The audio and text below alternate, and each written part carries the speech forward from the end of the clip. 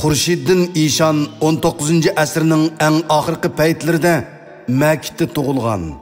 U boshlang'ich ma'rifini yurtida olgandan keyin to'liqsiz va to'liq o'rta saviya ma'rifini Atush Iksaqdagi Husayniya maktabida olgan. İşan degan laqam uningga dadisidan miros qolgan bo'lib, uning dadisi Makkadagi eng nopozliq İşan edi. Xurşiddin Iksaqda Ahmad Kamalning qo'lida maxsus tarbiya olgan oz sondagi ta'laylik o'quvchilar ichidan o'rin olgan edi. Afsuski 1917-yildan boshlab Qashqar vaziyati ziyoda murakkab va nacharlashib ketgan bo'lg'ashqa, u 1920-yilning harpisida oilasini mahallasida qoldirib, o'zi Turpandagi muhitiylar jamoatining taklifi bilan Turpan Ostoniga ko'chib ketgan. Darvaqa 1920-yildan keyin faqat Turpanda mavjud bo'lgan ma'rifat va oqartish faoliyatini muhitiylarning tinim topmasdan Uyg'ur vatanidagi va chet el tuproqidagi Uyg'ur, Tatar, O'zbek va boshqa xalqlardan kelib chiqqan danglik o'lima, ziyolilar va iste'dod egalarini Turpanga izchil taklif qilish tirishchanligidan ayirib qarag'ili bo'lmaydi. Yangzingshin davrining oxirgi 7 yilida va Jinshurin davrining dastlabki 5 yilida Turpan viloyati Sharqiy Turkiston miqyosidagi ma'rifatparvar o't yurak olimlar, himmatlik oqsoqollar, tirishchan o'quvchilar va jasoratlik Uyg'ur xalqi bilan qaynam toshqinlikqa to'lgan birdan-bir ta'laylik Uyg'ur yurtiga aylanib qolgan edi. Chunki Iksaqda boshlangan ma'rif harakati 1916-yili butunlay ma'ni qilingan bo'lsa, Qashqarda Qutlug' Hoji Shavqi va Abduqodir Domullam qatorliqlar qo'zg'agan jadidchilik harakatimi 1924-yili Abduqodir Domullamning qaslab o'ltirilishi va boshqalarning turmalarga tashlanishi bilan to'limu ichinishlik bir shaklda to'xtatib etilgan edi. Muhitiylar jamoatidagi Maqsud Muhiti va Mahmud Muhitilar 1918-yildan 1931-yilgacha sobiq Sovetlar ittifoqi bilan savdo qilg'ash, Rossiyadagi bolshevik ideyasi bilan sig'isholmagan nurg'un Tatar o'limolari va ziyolilarini vatanimizga chillab elib kelgan.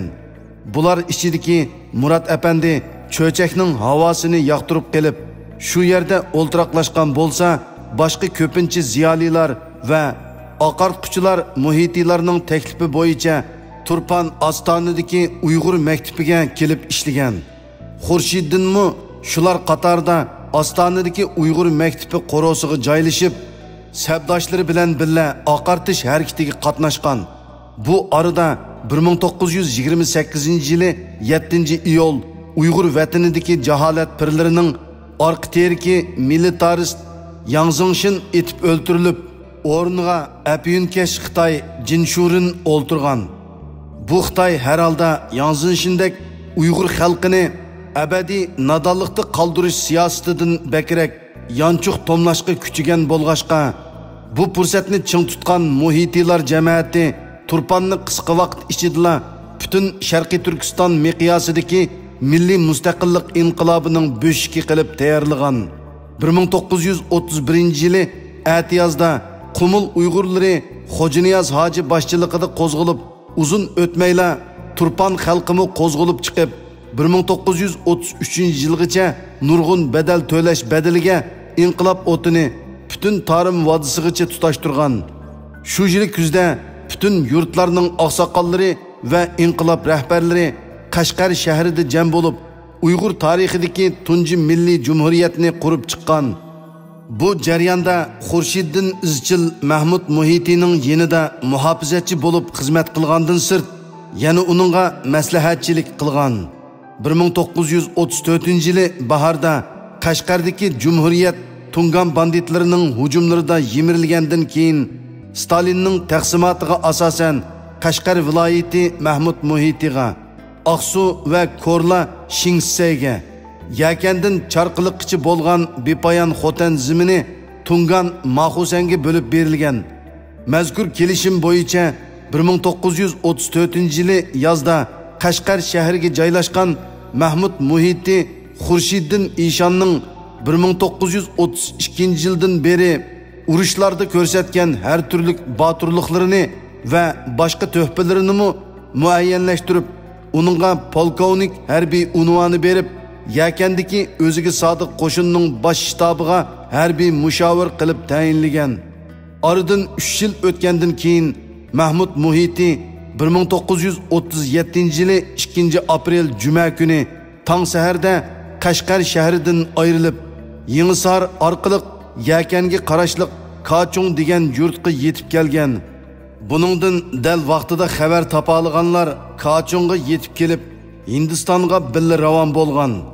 Buningdan xabarsiz qolgan har qaysi Uyg'ur ofitser askarlar Yakan shahriga yig'ilib, o'z ichidagi yana bir azimat Abduniyaz Kamalni bosh qo'mondan qilib saylab, Xotanni besib yotgan Maxusan bilan birlashib, Shingsayga qarshi ozodlik urushini boshlab ketgan. Xurşiddin Ишан Abduniyaz Kamal bilan birga oldingi safga otlanib, 1937 yili 30 may sahar Qashqarni ozod qilgan. Biroq ular Yavaq turmida o'zining burunqi savaqdoshlari va ustozlarining o'qqa tutilgandan keyin o't qo'yib etilgan jasadlarini ko'rgandan keyin milliy ozodlik urushini adoqchi elib berishga qasamiyat qilgan. Sovet ittifoqining o'zini qo'llamaydiganligini aniq bilgan Abduniyaz Kamal Qashqar viloyatini qo'lga olgandan keyinla Aqsuga hujum qilib, bir oy ichida Shingsay kuchlarini Aqsu viloyati tavasidan to'liq tozalab bo'lgan. 1937 yili 8 oyning boshlari uning oldin yurar qismlari Qari shahar tavasiga yetib kelganda Jallod Shingsayning qo'shini urush qilmayla Ayg'ir buloq yo'li orqali Turponga qarab qochgan. Shunashqa taqdir qil ustida qolgan Shingsay yana bir qitim Stalinga yalurib, o'zini qutqizib qilishni umid qilgan. Oqibat 1937 yili 8 oyning oxiri Stalin taraf 30 dona aeroplan, 50 dona tanka va 2500 otliq va motorliq mashinliq askardan tarkib topgan bir qo'shinni Tarim vodisiga oshkora kirgizib, shu yilning oxirigacha butun Tarim vodisini Uyg'ur milliy ozodlik jangchilarining qonlari bilan bo'ygan. O'rislar bilan bo'lgan urushlarda butun o'q dorilari tugab ketgan Abduniyaz Kamal qo'shinlarini tarqitib etib, o'zining askarlarini behuda qirilib ketishdan saqlab qolmoqchi bo'lgan. Mingdan ortiq o'q dorisiz milliy askarlar puxrachi kiyinib tarqilib ketgandan keyin bosh qo'mondan Abduniyaz Kamal va Xurşiddin qatorliqlar 130 nafar jasur askarlar bilan birlikda Aqsu Avatdan toki Yakan daryosi vodisigacha izchil qarshilik ko'rsatgach g'arbga chekingan. O'rislar ularning Hindistonga qochib ketishini to'sish uchun Yakanda qatma-qat muhosira sep qurib, ularni Makit, Maralbeshi va Yakan orasidagi soyliq va to'g'raqliqlarda qorshib olgan. Bu jarayonda o'rislar aeroplan orqali bombardimon qilib, qalduq qo'shinni qattiq talafot tatqizg'ashqa Abduniyaz Kamal bularni tarqitib etib, o'zi faqat 3 nafar askar bilanla burun o'zi necha yil turgan Harabdagi maxfiy harbiy bazaga qarab mang'an. Xurşiddin va Makitlik bir necha Uyg'ur askar o'z yurtidagi to'g'raqliqlarda mo'kib yurib, davomli qarshilik ko'rsatish yo'lini tanlagan. 1937 yili 10 oyning oxirlari ularga Abduniyaz Kamal va sabdoshlarining aeroplan hujumida shahid bo'lganlik xabari yetib kelgandan keyin Makitga va to'g'raqliqlarda partizanlik urushi qilayotgan polkovnik Xurşiddin Ишан va hamrohlari kechida yo'l yurib Yakan shahriga maxfiy yetib kelgan. Ular bir necha kun obdan tayyorlik qilish va kuzatish orqali Yakandagi Sovet Qizil armiyasining Xotanni ishg'ol qilish uchun ketganligidan xabar tepib, Yakandagi qalduq askarlarni o'z atrofiga to'plab, oxirgi qitim butun kuchi bilan Yakan soqchi idorasi va qurol ombiriga hujum qilgan. Biroq ular shaharni va yuqorqi ikki muhim o'rinni amdili qo'lga olay deb turishiga Xotandan qaytgan motorlashgan Urus qismlari Yakanga yetib kelib, bir maydon tangsiz urush boshlanib ketgan.